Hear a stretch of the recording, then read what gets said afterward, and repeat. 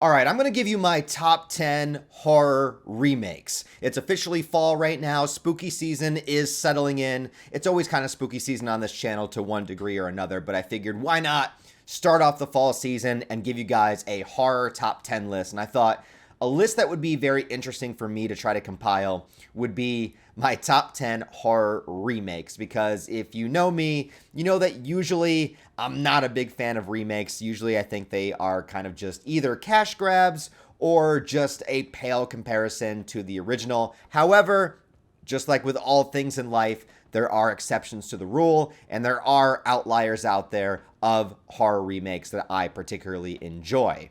So I thought I would sit down, try to come up with 10, and give you guys my ranking of them.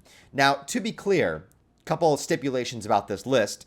Number one, I am in no way saying that these are remakes that are better than the original. There's like 2 or 3 on the list I think are, but these are just remakes that I enjoy as movies, as horror films. Just their existence does not offend me. I just like them just as the films that they are. So this is not a list of remakes that I think are better than the original. These are just remakes that I enjoy in and of themselves. And then obviously this is just my own personal list, my own personal ranking. This is not an objective list. This is not peer reviewed and studied in any way. These are just movies that I like and my rankings of them, okay? So go ahead and put your list or your top 10, your top 5, or whatever you can come up with. Or maybe you just really fucking love remakes and you got like a list of 50. Put that in the comments below as well. But let me get started with my list. 2 quick honorable mentions, though, that are not in the top 10. One is I want to say The Wicker Man with Nicolas Cage, because it's just absolutely ridiculous in all the best ways and gives you the best Cage-isms that you could possibly want. If you're going for an over-the-top Nicolas Cage performance, I highly recommend it.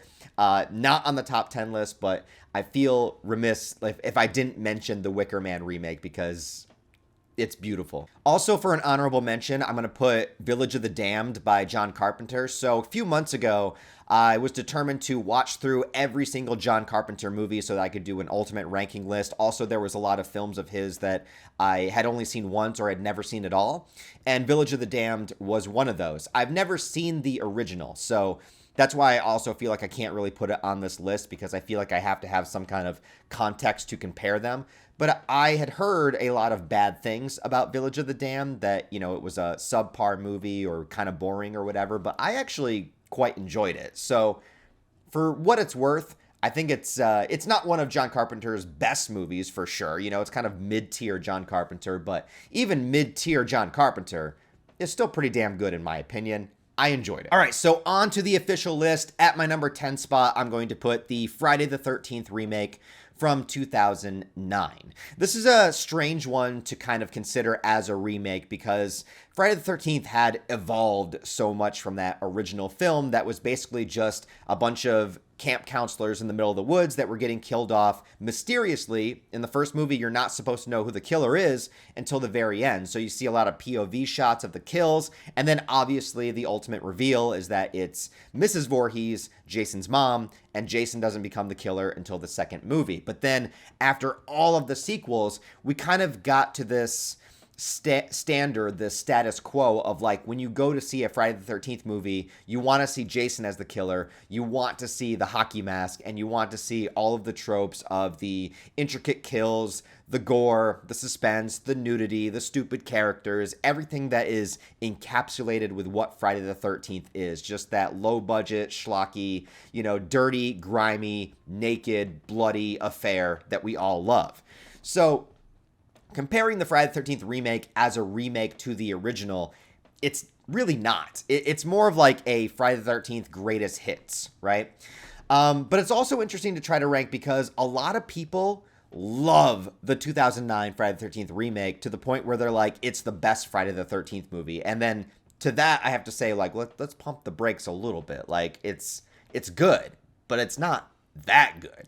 I enjoy it quite a bit, though. I would say it's like mid-level Friday the 13th, and if you're looking for just a Friday the 13th movie that gives you the criteria that you want, like if it gives you the kills, it gives you a badass, really powerful Jason, it gives you the nudity, it gives you the the campers in the woods. Jason's not up in space or hanging out in New York City or anything. So like, it gives you kind of everything that you want in one little small package. My number 9 is semi-relevant, even though I haven't gotten to it in the creation of the video yet, but I'm making a big retrospective on the Night of the Living Dead, George Romero Living Dead series, and I'm going to cover some of the remakes in that as well. And so we're going to talk about this one, Dawn of the Dead from 2004. Now, I don't think that this movie even holds a candle to the original George Romero Dawn of the Dead. However, this is a really fun, enjoyable, chaotic, violent zombie film that I think really represents the early 2000s. That's when we were getting introduced to like 28 Days Later and Resident Evil and all of this sort of like new explosion of zombie media and like the viral infection zombie and the fast running zombie and all of that kind of stuff. And I think kind of the best of the bunch was this Dawn of the Dead. I don't know, maybe 28 Weeks Later. I might have to rewatch 28 Weeks Later because I really love that movie too. But like, I think that this one just really, really kind of defines that early 2000s era. And I also think that Zack Snyder, as controversial as a director as he became, he really, I felt like had a lot to prove with this one. And you could tell that, it was his first film. And he was putting a lot into it. He went balls to the wall. He really made it like filled to the brim with horror, with action, with intensity. He has that sort of very stylistic cinematography that he does that makes you feel like you're, smack dab in the middle of these violent scenarios. And he doesn't hold back. Say what you will about Zack Snyder, he does at least have the balls to make the kind of movies he wants to make regardless of what people feel about it. And when you're tackling a movie like Dawn of the Dead that is so beloved as your first movie, that had to have been an extremely daunting, pressure on his back. And yet he was able to make a pretty damn entertaining zombie movie. So I'm going to count it. My number 8 pick is going to be the Blob remake from the 80s. To be fair on this one, the original Blob, I've only seen like one time. And when I think about the Blob, I immediately think of the 80s version, and most particularly because of the practical effects and the gore that happens in this movie. I think it's just incredible. It's a spectacle to watch, but the movie has sort of like a really fun tone to it as well. Like, it is kind of bleak and dark, but it's definitely a throwback to like the 50s style of movies as well. A lot of 80s movies, took a lot of inspiration from the 50s with their remakes. And it's sort of like how the early 2000s was remaking all these films from the 80s. The 80s was remaking all these films from the 50s. But this one just is badass. I just love the Blob. And I always wondered like why they never remade it again. But then I'm kind of very, very grateful that they haven't, because I think the 80s was the last time you could really make a movie like this, because nowadays, do we really want to see a big old CGI blob, like dancing around the screen? There's something about those old school, like the 80s were the height, the pinnacle of what you could do with practical effects before it started to shift in the 90s to being more CGI. Now we're kind of getting back to it. I noticed like in a lot of, newer movies that came out this year, there's a good blend. I think we're stepping in the right direction, going back to practical, but yeah, The Blob is number 8. Number 7 is going to be a movie called Let Me In. That is a remake of Let the Right One In. It is a vampire film, but it has there's something about the remake, and I'll admit this, I saw the remake first. So, I saw the remake and I loved it. I became very, very attached to the film.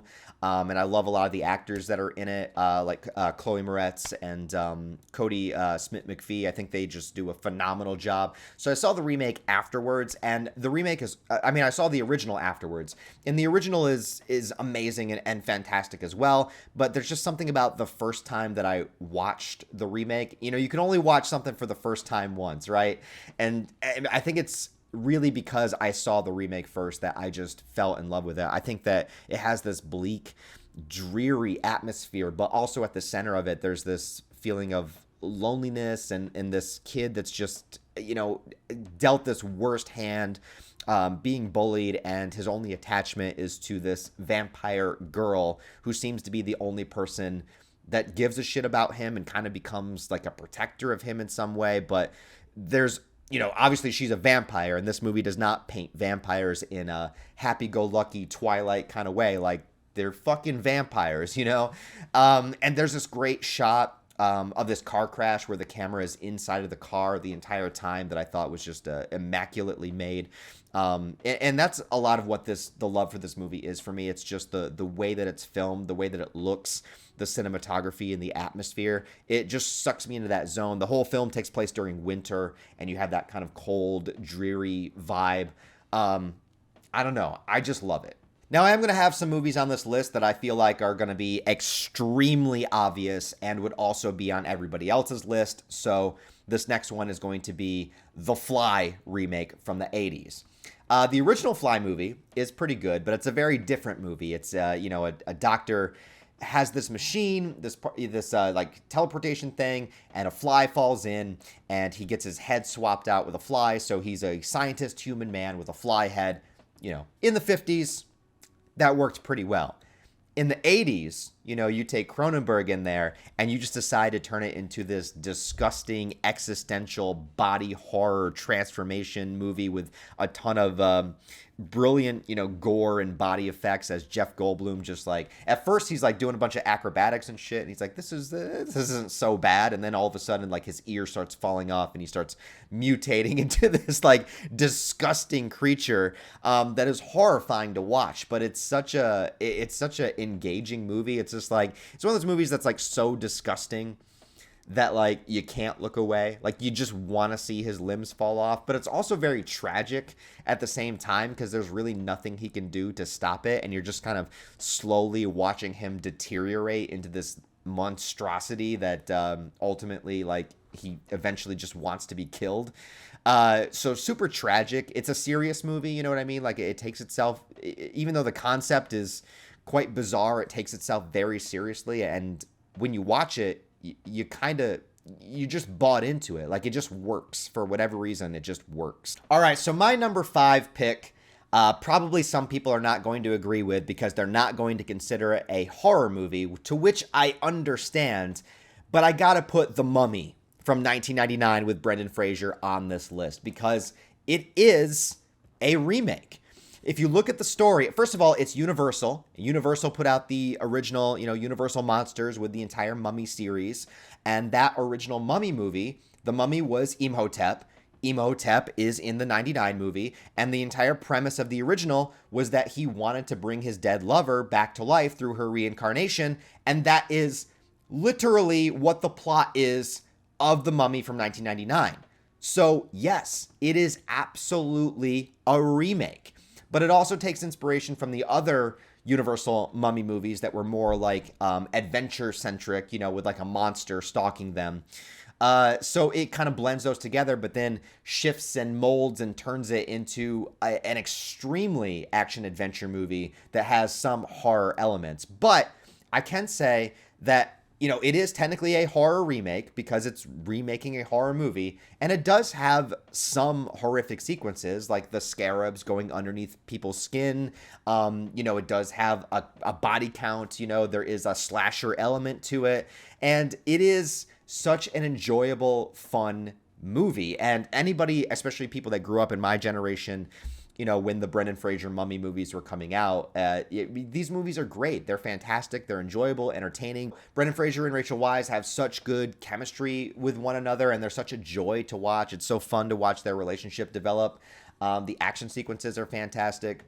Gotta put it on. My number 4 pick, I'm going to put the It movies from 2017 and It Chapter 1, It Chapter 2.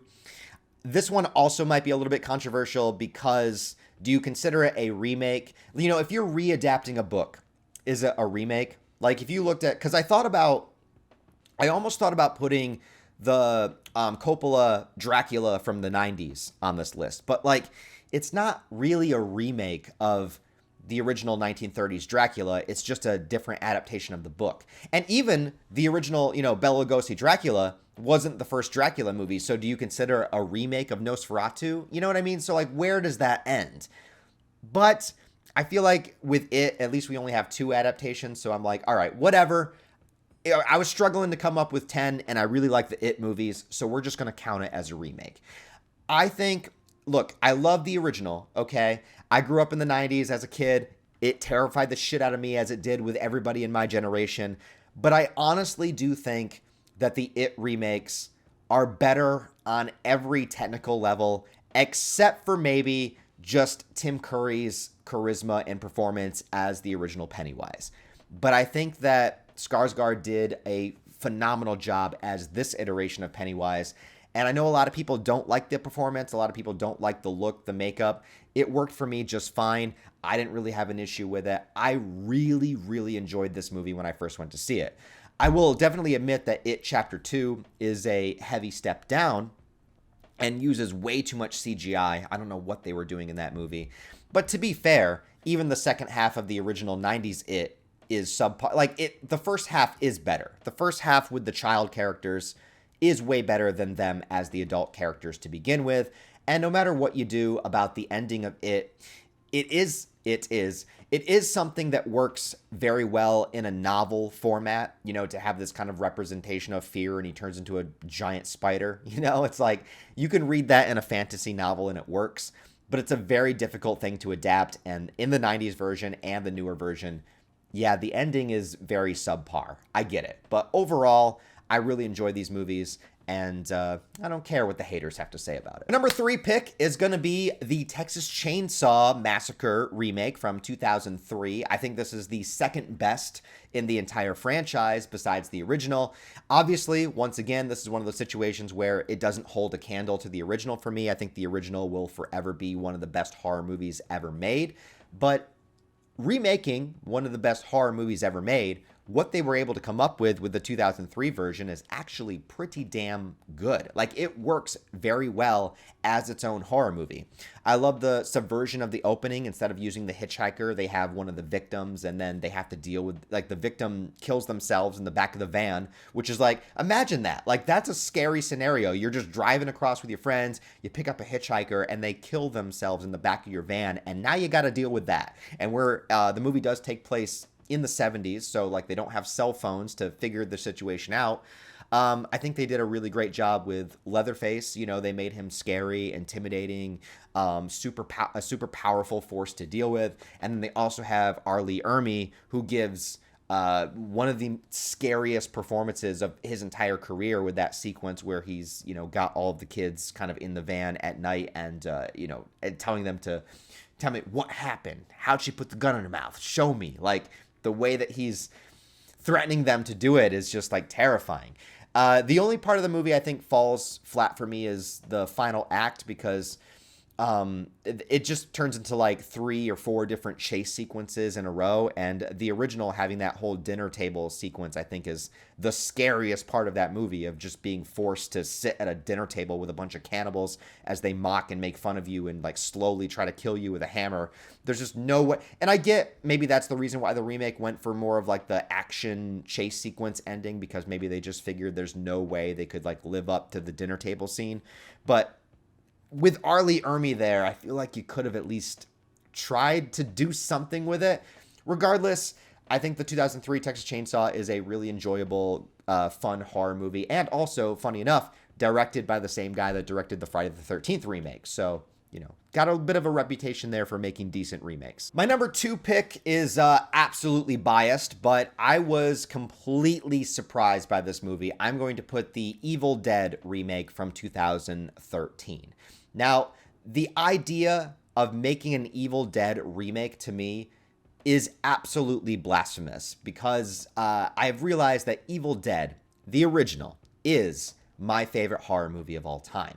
I love the franchise. I love Ash, Bruce Campbell as a character, Sam Raimi as a director. All of those things combined, I just have this deep affinity for the original. I love the grittiness of it, the low budget atmosphere of it, and just the behind the scenes knowledge makes it my favorite as well. Just knowing that it was just a bunch of kids that went out into the woods and just tried to make a scary movie.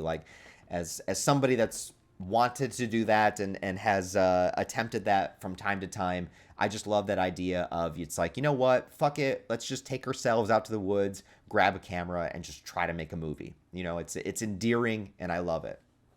So making a remake of it without Ash, without Bruce Campbell, without Ash. I'm like, oh my God, like, how dare they?